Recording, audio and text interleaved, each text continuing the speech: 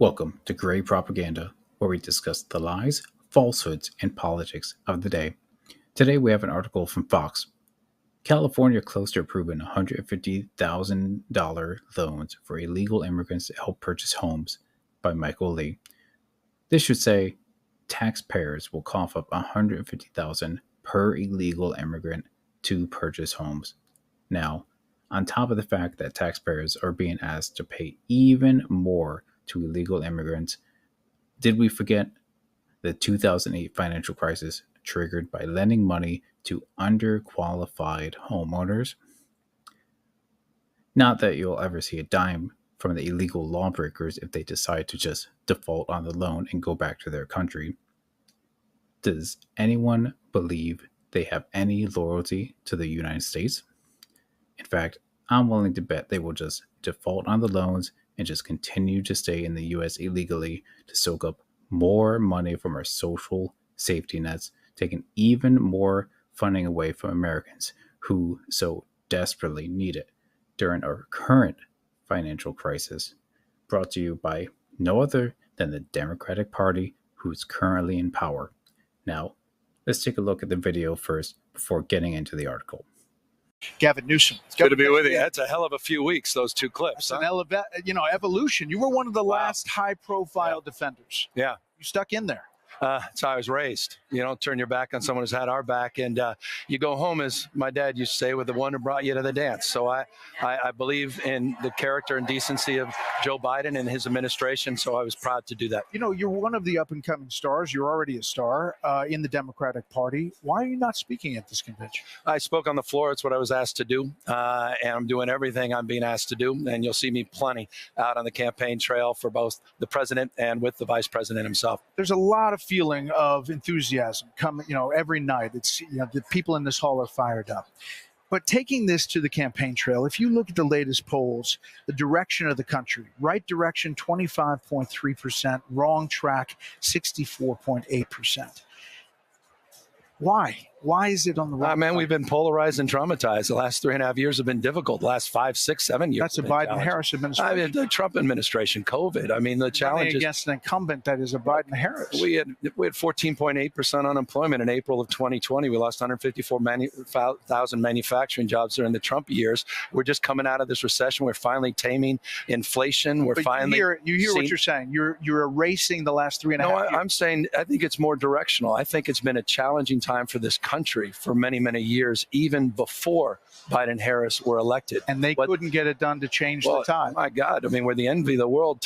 Don't take my word for it, Wall Street Journal, in terms of economic growth. But we're not the envy of the domestic wrong track, right track. I know. Same time, we've seen record number of jobs, 11 times more jobs created by the Biden-Harris administration, even with the adjustment today of 818,000 jobs. Which is a little weird, don't you think? That means 14.9 million jobs since they got into office.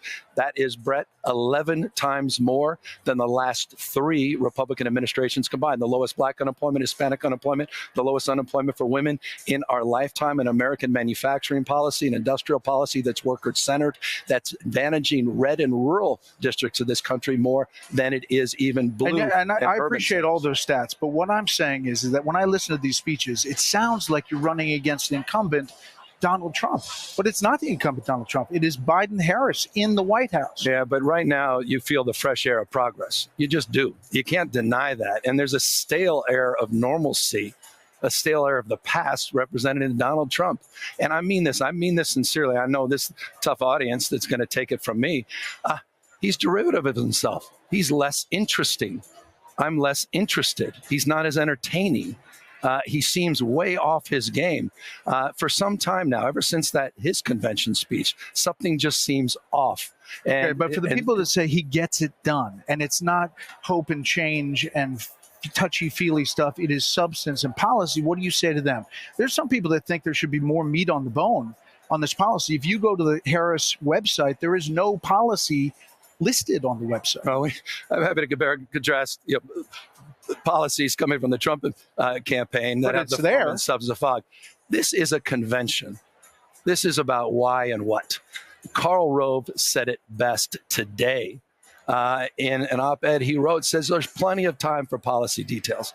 It's the Biden-Harris administration as it relates to the IRA and the Chips and Science Act, as it relates to the policies to bring down the cost of prescription drugs, all extraordinarily popular programs with the American people. We have seeded tremendous amount of economic opportunity across this country, and she has the opportunity tonight to turn the page on the past, to your point, legitimate point, and talk about a compelling future where everyone feels included. What about her past? When she ran in 2019 for president, she had a lot of policy, specific policy ideas that now we only have paper statements that they are saying that's completely different. Banning fracking, where she is on Medicare for all, immigration, all of these things are a 180. Now, could you believe that video, him going on and on, dodging questions left and right, very typical, has no substance at all, just wants to talk about Trump, just wants to talk about Orange Man bad, this and that. He can't defend his position whatsoever. So now in the article, not to repeat myself too much, but it shows here 150,000 in state-supported home loans with 20% down payment assistance up to 150,000. According to a report from Politico. Participants of the program must be first-time homebuyers, which I would imagine a lot of, if not most, illegal immigrants are. At least one first-generation homebuyer, while income levels must be below a certain point. Now, only one needs to be a first-generation homebuyer. That would mean some of these families or couples or married couples, one might already have a home, and the other is a first-generation home buyer getting $150,000 assistance from taxpayers. And how much of their income is under the table and being not reported whatsoever? They might be making a full salary and getting taxpayer benefits in addition to all the social programs that you have in California. It's no wonder why we have out-of-control illegal immigration. Further down the article, I will skip ahead to the Trump campaign response. Spokesperson Caroline Leavitt told Politico the bill is fundamentally unfair, but typical Democrat policy. The Democratic lawmakers in the state have defended the legislation, arguing that it is simply designed to give undocumented state residents the same benefits according to everyone else in the state. Who thinks that illegal immigrants and taxpayers should have the exact same benefits? Not me. It isn't given out willy-nilly, it kind of seems like it is, to just anyone, Democratic Assembly member Elise Gomez Reyes said during a June hearing on the bill. Democratic Assembly member Joaquin Arambula, who authored the bill, has argued that it still requires applicants to meet federal requirements, including needing a taxpayer identification or social security number to apply for a loan. I'm willing to bet in California that's not a problem. They give social security numbers, licenses, taxpayer identification to just about anyone. Not just about anyone who shows up, whoever that is, no matter how little information we have on them. Further down the article, it reads, at issue, according to Arambula, it is a federal law preventing undocumented immigrants from receiving state benefits without a specific state law outlining their eligibility. We simply wanted to be as inclusive as possible within our policies, so all who are paying taxes here in our state were able to qualify. Without the intentional law that we are introducing, we felt that there were complexities and questions that many in the immigrant community would have. When asked by Fox News Digital if the explanation changed the Trump campaign stance on the legislation, Leavitt simply responded, no. I'll leave it here.